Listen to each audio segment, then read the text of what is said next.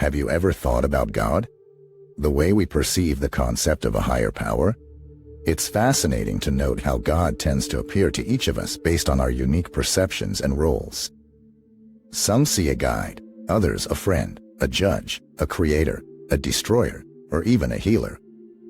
The beauty of this perception is that it's entirely personal and unique to each individual. This perception is a mirror, reflecting not the objective reality of God, but our subjective understanding, our beliefs, our desires. Now, speaking of desires, human actions are largely driven by them.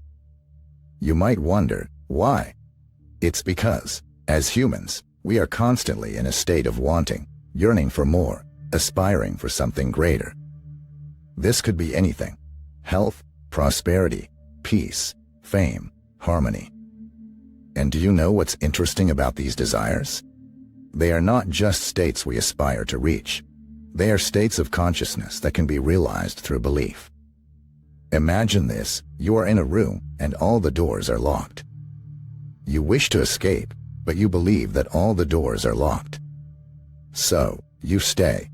But, suppose one day, you change your belief and decide to try each door, only to find one has been unlocked all along. That's the power of belief. It can alter your perspective and thereby your reality. Our perception of God, our desires, and our beliefs work together to create our reality. They are interconnected, influencing and shaping one another.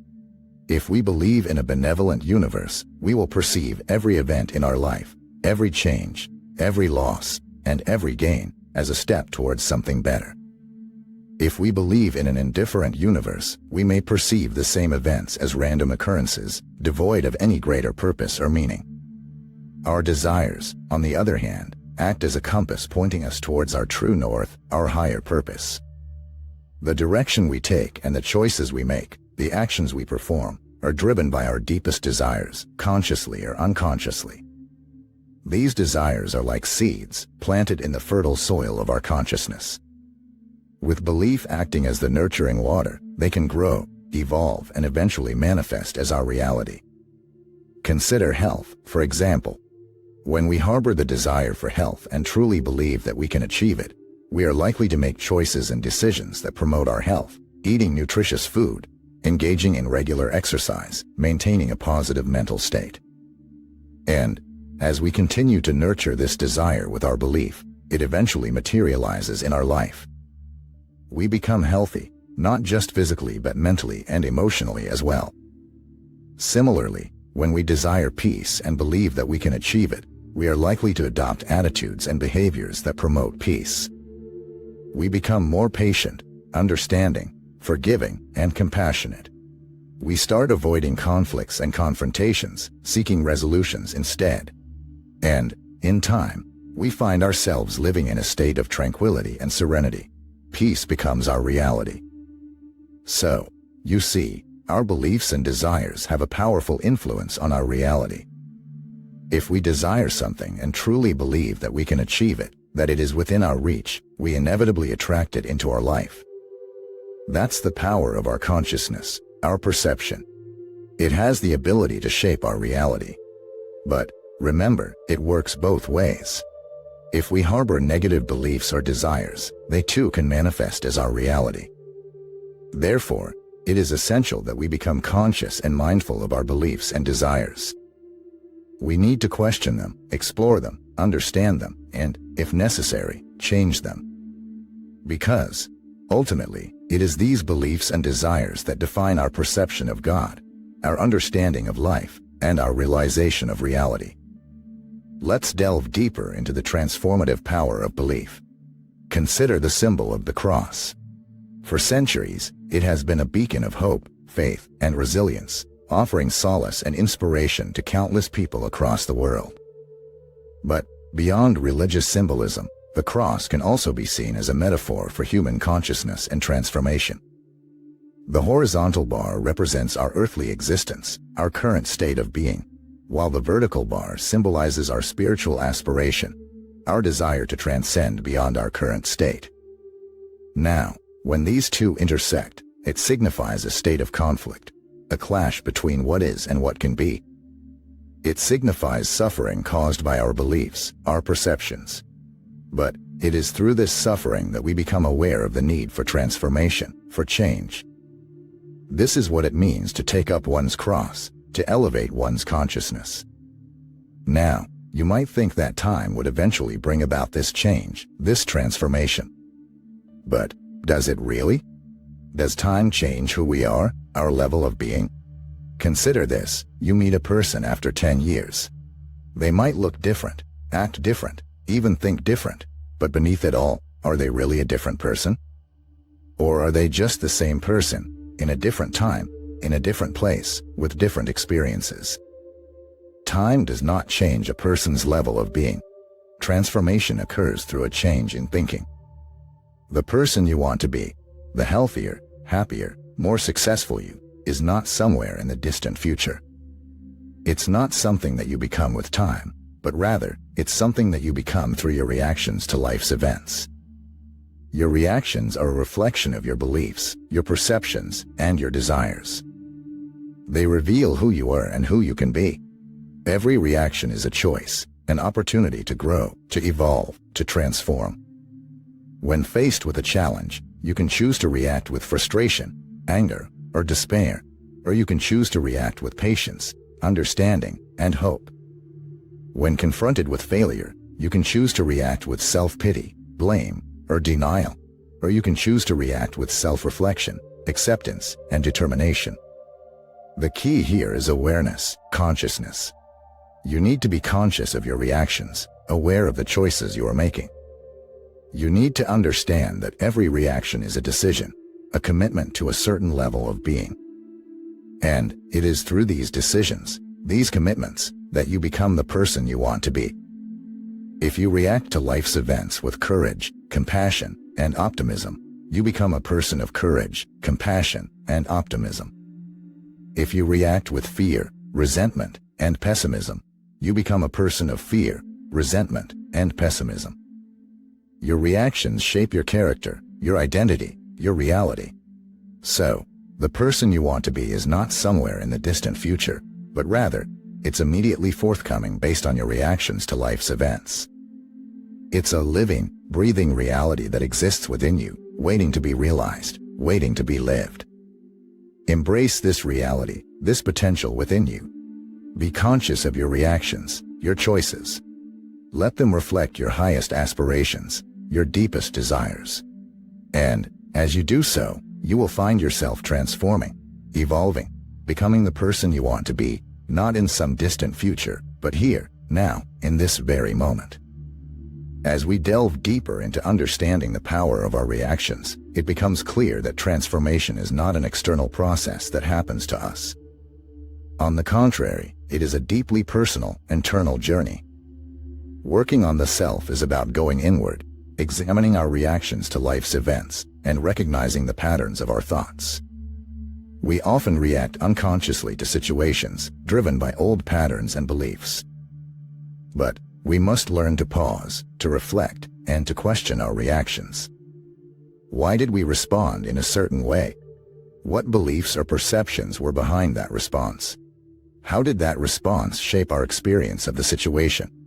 As we dig deeper and ask these questions, we begin to see that it's not the events of our lives that determine our reality, but rather, how we react to these events.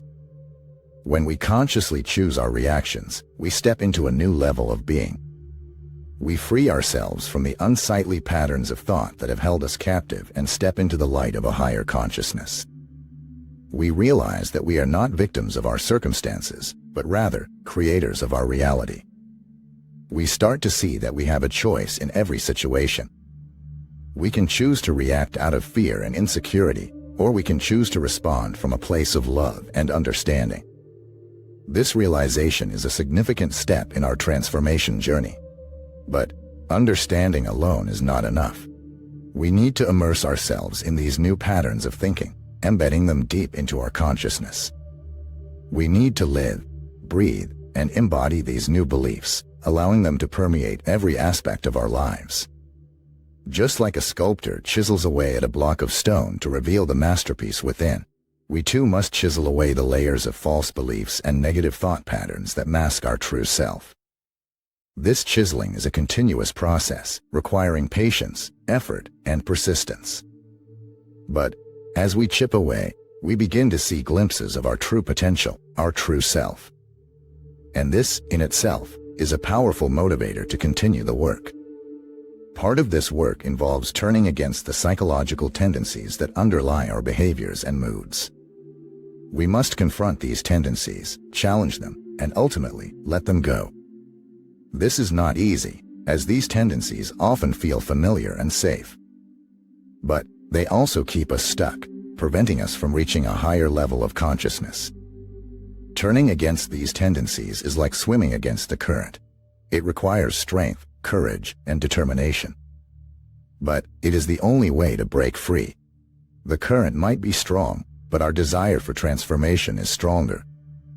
And it is this desire, this burning fire within us, that fuels our journey towards transformation. By consistently working on ourselves and rising above our current state, we shift our reality. We start to see the world not as it is, but as we are. We see the beauty, the potential, and the divinity in everything and everyone around us. We realize that we are not just a part of this universe, but rather, we are the universe, experiencing itself through the unique lens of our consciousness. I invite you to join me on this journey of self-discovery and transformation. If you're enjoying this video, give it a like. And don't forget to subscribe to our channel to continue exploring the power of perception and the magic of transformation. Understanding that our reality is a reflection of our internal state, we realize the power of our thoughts. It is often said that we become what we think about most of the time. This is not just a figure of speech, but a fundamental truth. We are creators, and our thoughts are the tools with which we shape our world. Every idea that we hold, every belief that we subscribe to, every desire that we harbor, has a profound impact on our existence.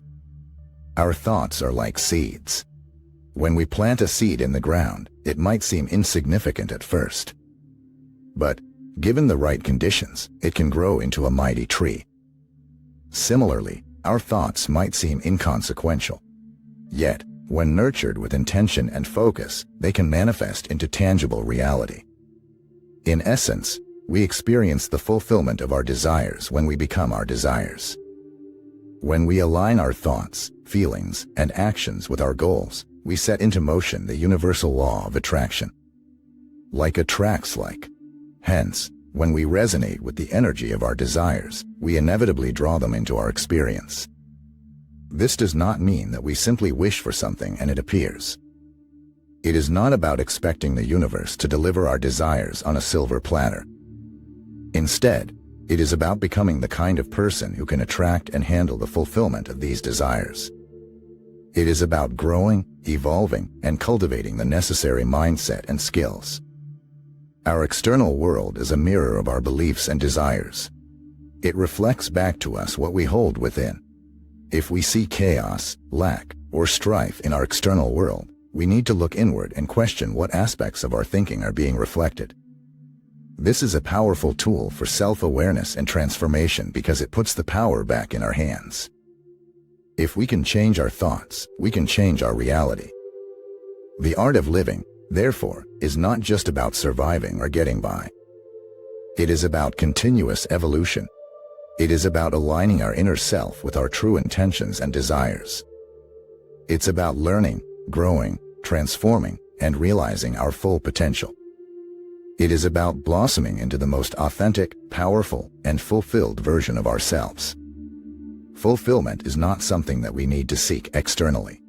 It's already within us. It's part of our very essence. When we realize this, we fundamentally transform our world. We approach life with a sense of abundance, rather than a sense of lack. We understand that we are inherently whole and complete, just as we are. We do not need anything or anyone to complete us. This realization is liberating, empowering, and life-changing. In conclusion, the journey of self-discovery and transformation is a beautiful and rewarding journey. It's about reclaiming our power, reshaping our reality, and realizing our potential. It's about understanding that we are not mere spectators of our lives, but active creators. We have the power to shape our world, one thought at a time. I hope that you have found value in this talk and that it has inspired you to embark on your own journey of self-discovery and transformation. If you enjoyed this video, please give it a like and subscribe to the channel for more insights and inspirations. Remember, the power to transform your life is in your hands. So, take the reins and create the life you truly desire. Thank you for watching, and until next time, keep growing, keep evolving, and keep shining.